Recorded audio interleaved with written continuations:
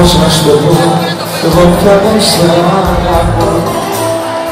Αυτό που λέω είναι αυτό, είναι σε αγαπώ.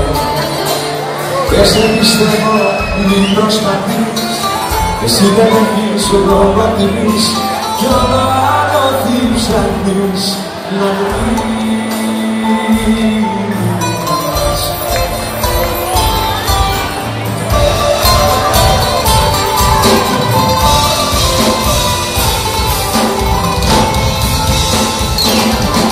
Τελικά δεν αξίζεις τίποτα και έδωσα τα πολλά.